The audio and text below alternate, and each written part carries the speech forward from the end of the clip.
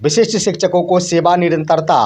प्रधान शिक्षकों की बहाली के बाद प्रधान शिक्षकों की बहाली 15 अप्रैल 2025 तक संभव। सरकार हुई मेहरबान।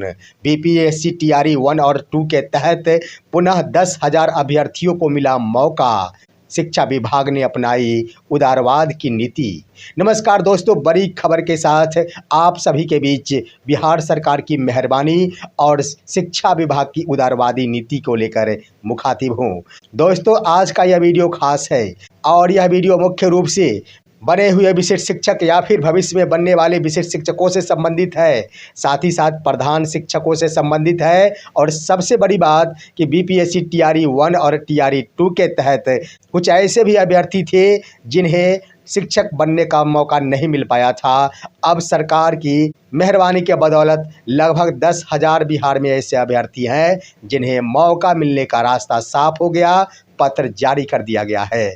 दोस्तों, आज के वीडियो में इन तमाम बिंदुओं पर हम विस्तार पूर्वक चर्चा करेंगे, लेकिन इससे पहले एक बार फिर से मैं गुजारिश करना चाहूँगा दोस्तों, आप हमारे इस चैनल को अभी तक सब्सक्राइब अगर नहीं किए होंगे, कृपया अभी सब्सक्राइब कर लेंगे।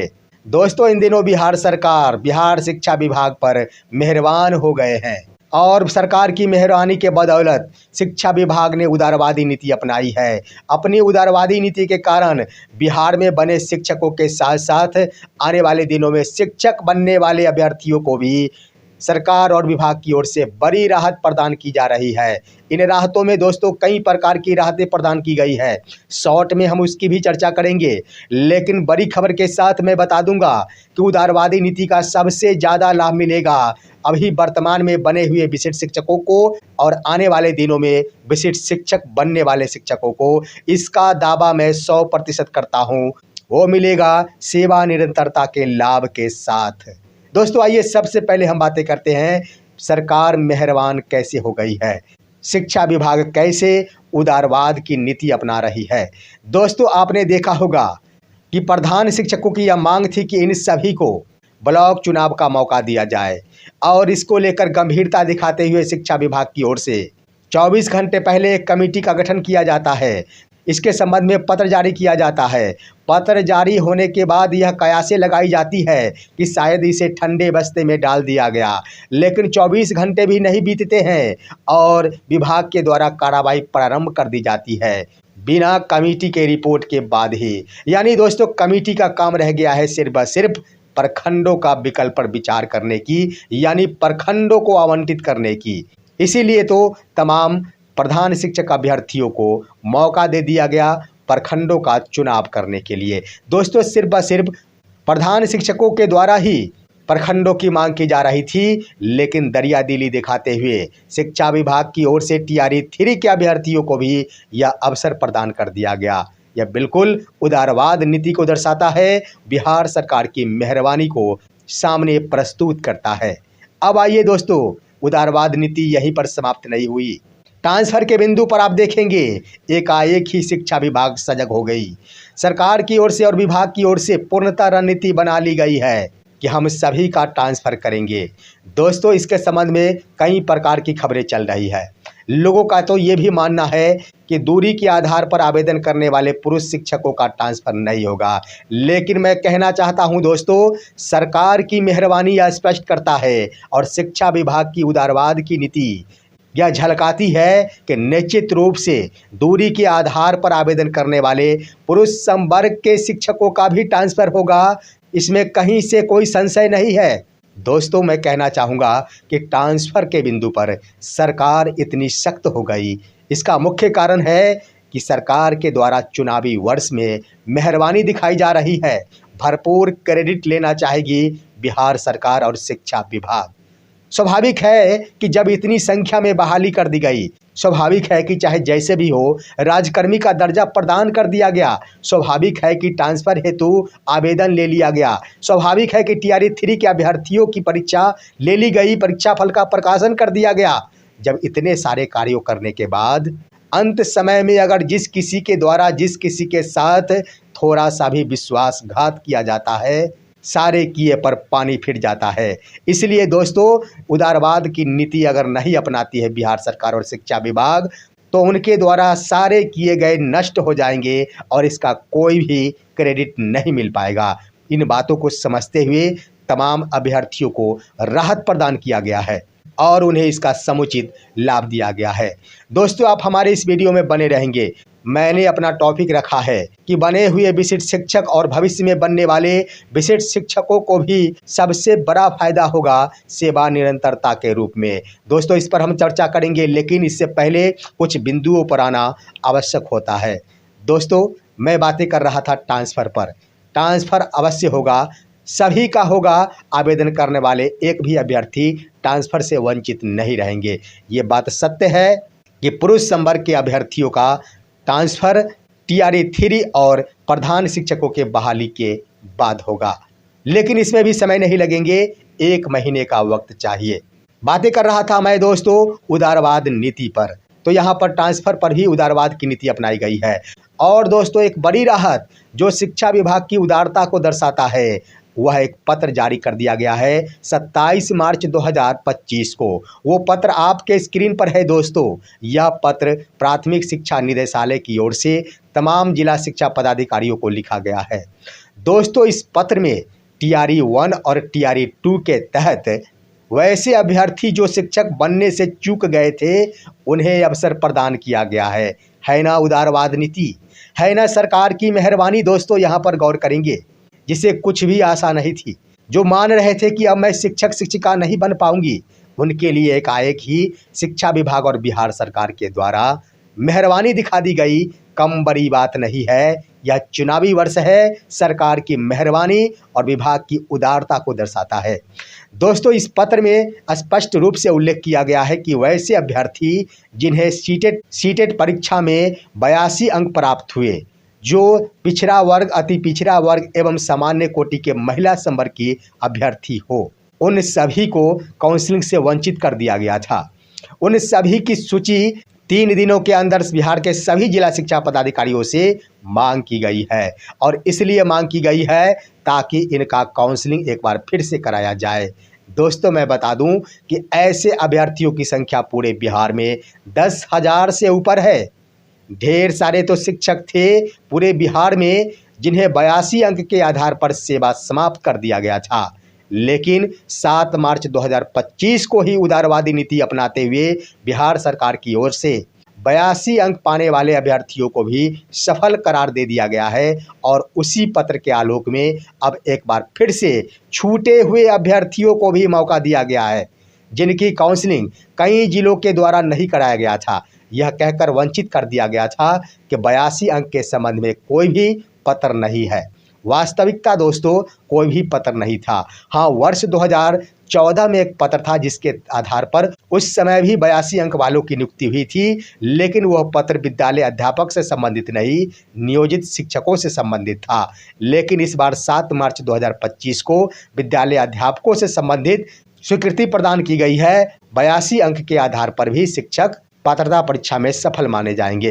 तो इस तरह से दोस्तों पूरे बिहार में काउंसलिंग की प्रक्रिया एक बार फिर से प्रारंभ होगी और 82 अंक पाने वाले अभ्यर्थी जिनका रिजल्ट का प्रकाशन BPSC के द्वारा कर दिया गया था, उन सभी को एक बार फिर से काउंसलिंग कराकर शिक्षक बनाया जाएगा। जिन शिक्षक शिक्षिका, चाहे बिहार से बाहर की महिला शिक्षिका क्यों न हो, बिहार के अंदर वाली महिला शिक्षिका क्यों न हो, BC या फिर EBC कोटि के पुरुष अभ्यर्थी क्यों न हो, उन्हें अगर 82 अंक था, उन्हें शिक्षक बनने का मौका नहीं मिल पाया था, या फिर शिक्षक बन जाने के बाद उनकी सेवा समाप्त कर दी गई थी, उनकी सेवा बहाल होगी। उन सभी को मौका मिलेगा और उन्हें बहाल किया जाएगा। ये मेहरबानी बिहार सरकार की ओर से दिखाई गई है।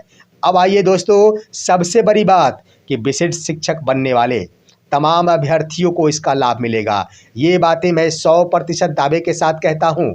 और विशिष्ट शिक्षकों को सेवा निरंतरता का लाभ मिलेगा प्रधान शिक्षकों के नियुक्ति के बाद। दोस्तों, ये बातें मैं अपने मन की उपज नहीं कह रहा हूँ, ऐसी बातें माननीय शिक्षा मंत्री की ओर से भरी सदन में दे दी गई है। आप याद कीजिए, जब सदन में विशिष्ट शिक्षकों की सेवा निरंतरता संबंधी बातें चल रही थी, विशिष्ट शिक्षकों को क्यों नहीं सेवा निरंतरता का लाभ दिया जा रहा है, उस पर बहस चल रही थी। उस वक्त सभापति महोदय की ओर से भी माननीय मंत्री को कहा गया था कि सिर्फ व सिर्फ एक ऐसा विभाग शिक्षा विभाग है जहां की सेवा निरंतरता का लाभ नहीं दिया गया है। दोस्तों, इस मुद्दे पर जाबाज शिक्षक नेता और वर्तमान एमएलसी बंशीधर ब्रजवासी के द्वारा एक पत्र के माध्यम से सदन में इस मुद्दे को स्पष्ट कर दिया गया था। उन्होंने एक पत्र का हवाला दिया था जो सामान्य प्रशासन विभाग का है। उस पत्र में स्पष्ट लिखा था कि किसी भी प्रकार की सीमित प्रतियोगिता परीक्षा के आधार पर अगर कोई कर्मी एक संवर्ग से दूसरे संवर्ग में जाते हैं तो वो अपनी पूरी सेवा के साथ जाते हैं। इसके लिए किसी से भी आदेश की आवश्यकता नहीं है। उन्हें सेवा निरंतरता के साथ ही वेतन का भुगतान किया जाएगा। इसकी सहमति वित्त विभाग की ओर से दी जाती है। दोस्तों, वित्त विभाग की ओर से सहमति प्राप्त हो चुकी है। सिर्फ व सिर्फ एक पत्र निकालना बाकी रह गया है। वह सामान्य प्रशासन विभाग के द्वारा जारी किया गया पत्र के आलोक में विशिष्ट शिक्षकों को भी सेवा निरंतरता का लाभ दिया जाता है। बस इतने 4 लाइन के पत्र की आवश्यकता है, शिक्षकों को सेवा निरंतरता का लाभ मिल जाएगा। लेकिन याद कीजिए दोस्तों, भरी सदन में माननीय शिक्षा मंत्री ने कहा था मैं इसके लिए कमेटी का गठन करूंगा। दोस्तों, कमेटी गठन के नाम पर विधान परिषद सदस्य डॉक्टर नवल किशोर यादव के द्वारा भी सवाल किया गया था कि कमेटी बना दीजिए, लेकिन कमेटियां आखिर रिपोर्ट कब देगी ये तो जरूर बताइए। दोस्तों, उनसे सवाल किया गया था कि कमेटी का गठन आप कब करेंगे। ये सवाल माननीय सभापति महोदय की ओर से माननीय शिक्षा मंत्री से किया गया था। माननीय शिक्षा मंत्री ने भरी सदन में सदस्यों को संतुष्ट करते हुए जवाब दिया था कि हम अप्रैल महीने के अंत तक कमेटी का गठन कर देंगे। दोस्तों, जिस वक्त कमेटी गठन की बात आई थी उस वक्त शिक्षकों के मन में एक बार फिर से संदेहास्पद बातें सामने उभर कर आने लगी, क्योंकि शिक्षा जगत के अंतर्गत आने वाले कमेटी शब्द शिक्षकों के मन को इस तरह से गुमराह करके छोड़ दिया है कि जब जब कमेटी का गठन हुआ है तब तक संबंधित विषय को ठंडे बस्ते में डालने का प्रयास किया गया है। शिक्षक यही समझ रहे हैं, लेकिन मैं कहना चाहूँगा दोस्तों, शिक्षा विभाग अपनी नीति में बदलाव कर ली है। वर्तमान में सरकार अभी कमेटी के गठन को ठंडे बस्ते में डालने के मोड में नहीं है। अगर ऐसा करती है शिक्षा विभाग तो सरकार को काफ़ी अच्छी खासी नुकसान का सामना करना पड़ेगा। दोस्तों, आपने देखा कि ब्लॉक आवंटन को लेकर 24 घंटे के अंदर ही परिणाम सामने उभर कर आ गया। ठीक वही नीति अपनाई जाएगी विशिष्ट शिक्षकों के क्रम में। सरकार के सामने एक बड़ी संख्या है विशिष्ट शिक्षकों की। विशिष्ट शिक्षकों का क्रेडिट लेना चाहेंगे। विशिष्ट शिक्षक को राजकर्मी का दर्जा दे दिया गया, एनपीएस का लाभ दे दिया गया। आखिर सिर्फ बाकी रह गया सेवा निरंतरता। मिलना तो चाहिए ही, क्योंकि वर्षों की सेवा पूर्ण कर रखे हैं। 20-20 वर्षों की सेवा की है, 10-10 वर्षों की सेवा की है। स्वाभाविक है दोस्तों, सरकार की मेहरबानी शिक्षकों पर जरूर असर करेगा। इस बात की मैं जिम्मेदारी के साथ समर्थन करता हूं और दावे के साथ मैं कहना चाहता हूं कि विशिष्ट शिक्षकों को सेवा निरंतरता का लाभ अवश्य मिलेगा। इसलिए दोस्तों, माननीय शिक्षा मंत्री के बयान के अनुसार अप्रैल महीने के अंत तक कमेटी का गठन किया जाएगा। और आप देख चुके हैं कि प्रधान शिक्षकों की बहाली 15 अप्रैल 2025 तक ही समाप्त हो रही है। दोस्तों, इसके संबंध में आपने देखा होगा कि ब्लॉक आवंटन से संबंधित जो भी पत्र जारी किए गए हैं उसके लिए तिथियों का निर्धारण किया गया है अधिकतम 12 अप्रैल 2025।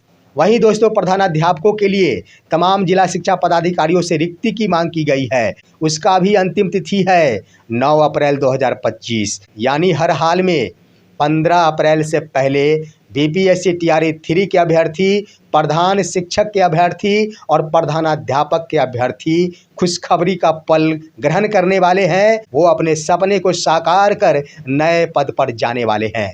दोस्तों, इसके तुरंत बाद ही विशिष्ट शिक्षकों की सेवा निरंतरता संबंधी कमेटी का गठन किया जाएगा। मैं जिम्मेदारी के साथ ये भी कहना चाहता हूँ कि कमेटी इस बार विलंब नहीं करेगी। कमेटी के द्वारा सेवा निरंतरता पर तुरंत ही कार्रवाई करते हुए शिक्षकों के वेतन संधारण से पहले ही इसका खुलासा कर दिया जाएगा और सेवा निरंतरता के साथ ही विशिष्ट शिक्षकों का वेतन का संधारण होगा। और वो एरियर जो अभी बकाया रह गया है उसके साथ साथ सेवा निरंतरता के रूप में जितने भी राशियां होगी एक साथ चुनाव से पहले विशिष्ट शिक्षकों के खाते में गिरेंगे। ये मैं दावे के साथ कहता हूँ। दोस्तों, ये था आज का मेरा विश्लेषण। सरकार की मेहरबानी और शिक्षा विभाग की उदार भरी नीति हमारे इन बिंदुओं को स्पष्ट करती है कि इस बार बिहार के बने शिक्षक के साथ साथ आने वाले दिनों में शिक्षक बनने वाले अभ्यर्थियों के लिए शिक्षा विभाग काफ़ी सजगता के साथ उदारवादी नीति को अपनाकर उनके तमाम सपने को साकार कर रही है। फिलहाल आज की खबर बस इतना ही। दोस्तों, इन तमाम बिंदुओं पर आपका विश्लेषण क्या कहता है? सटीक विश्लेषण मैंने दिया है, आप अपनी राय भी कमेंट के माध्यम से अवश्य दीजिए। साथ ही हमारे इस उपयोगी वीडियो को अपने तमाम शिक्षक बंधुओं के पास शेयर अवश्य कीजिए और अब दीजिए अपने ही दोस्त एसके चौधरी को अगले वीडियो तक के लिए इजाज़त। नमस्कार।